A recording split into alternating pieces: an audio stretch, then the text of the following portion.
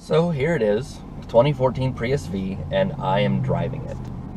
You can't tell, but the car's actually on. We are in motion. If I let off the brake and give it a little bit of gas, we move. But when you stop, the car goes completely silent and leaves you in EV mode, like a good hybrid should. When I go to take off, the engine cuts in completely seamlessly, and I have extra power. It does just like a hybrid should. I'm looking right here on the dash, and it says I'm doing 43.2 miles to the gallon, which is very good. So far, everything about what a Prius should be is very good. I've got lots of headroom because I'm in the V. I've got nice large back seats that slide and recline. I've got a massive trunk. It's all very good. The interior is nice enough.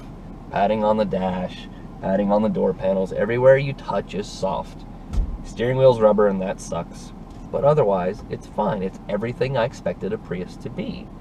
But everyone always talks about how terrible Priuses are to drive. And to be fair, I was expecting this to be an awful, awful thing. But you ease out onto the road, and down here in the bottom you've got an EV button for electric only.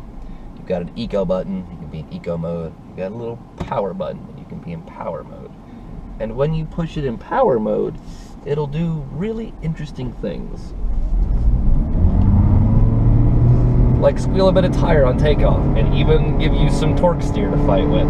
And we are already doing 60 miles an hour, which is extremely quick and much better than I thought it was going to be. And also, because I have a massive set of batteries that are stuck down in the bottom in the middle of the car, they'll actually handle pretty damn well.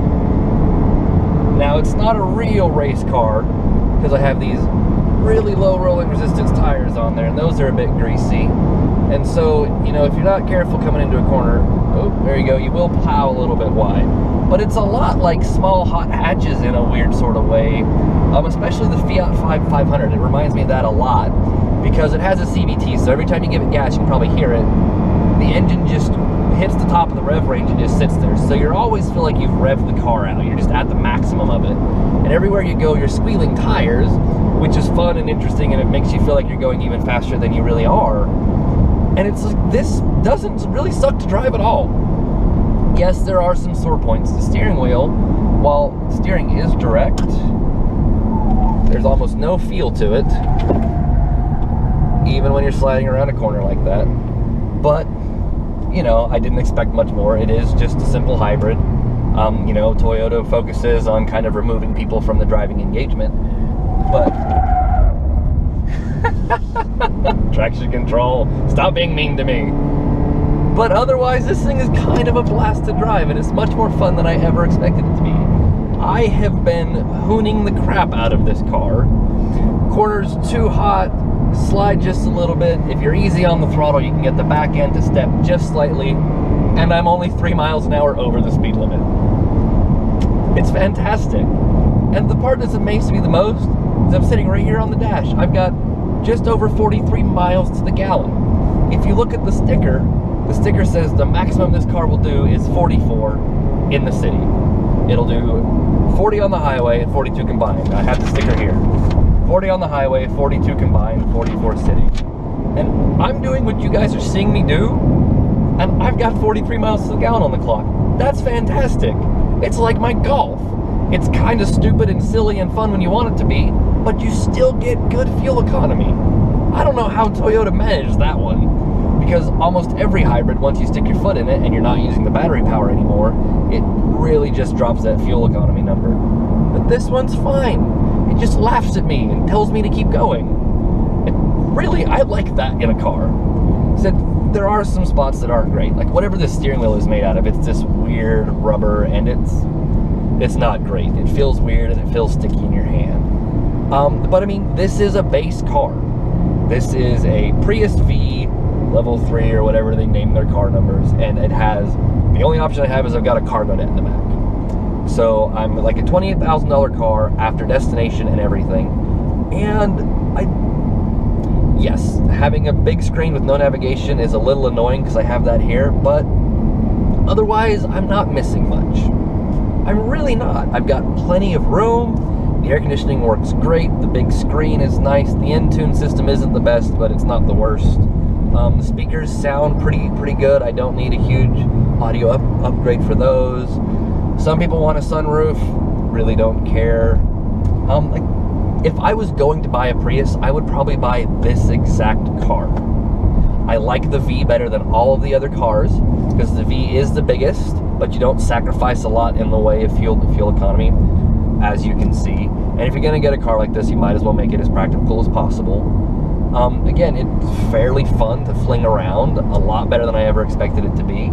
And with these little greasy tires on it, I feel like a race car driver everywhere, just living on the ragged edge. $28,000 though is kind of a lot to pay for a car. It was more than my Golf. This is bigger than my Golf though, so that sort of makes it up in the end.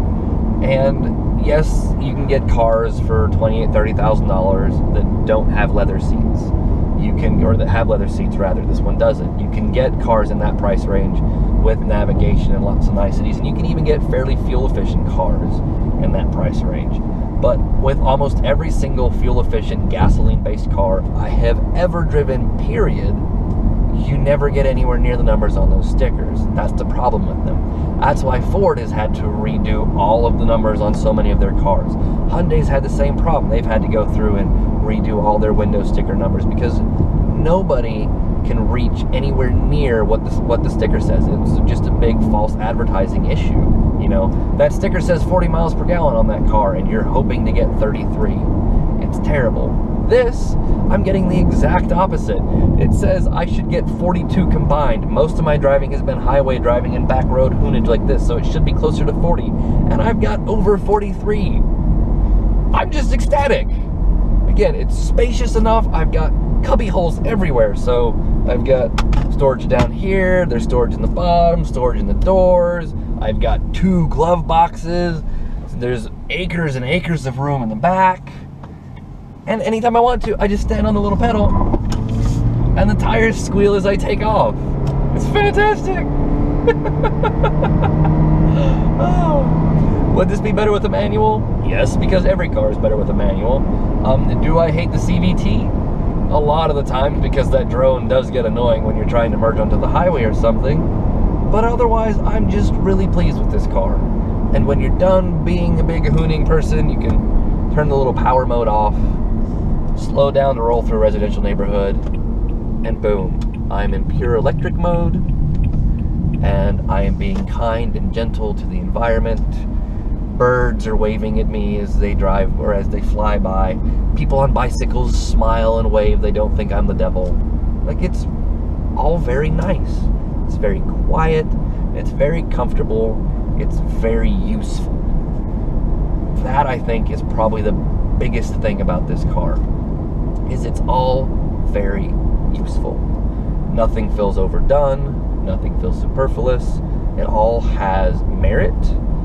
And everything in here has a job to do, and it all does it well. And quite frankly, you shouldn't need more than that in a car. If you want to be silly, hit the gas on the little power button. You're going to be silly. You want to be economical, you can hit the little eco button. You can just cruise along on the highway and you'll be very economical. You know, I have very, very few complaints about this thing. The few that I have are kind of big. So you saw a little bit earlier, traction control stepped in and stopped my fun. If you want to turn the traction control off, you have to do this magic voodoo dance that involves the parking brake and like turning the ignition on but not the car on, and standing on the gas pedal a few times and then hitting the ignition again and like flipping some switches and waving your arms in a silly fashion, you know, so all that sort of strange.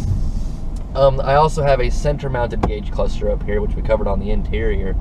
And while it's interesting, I kind of don't like it. There's this thing, you get it with riding a motorcycle, riding a bike, and you get it with driving. You go where your eyes are. That's where you're going to put the car, is where your eyes are. So when you're driving like this, and you constantly look down and to the right to see everything in the center console, you do tend to drift to the right a little bit. That's also obnoxious. And then we have our weird gear shifter, which has a drive, a neutral, a reverse, and it also has a B. This is one of the few cars I've ever had to pull out the manual to see what things do. B is a braking mode. It'll give you extra engine braking, I guess, for when you're driving down mountains. So that's that.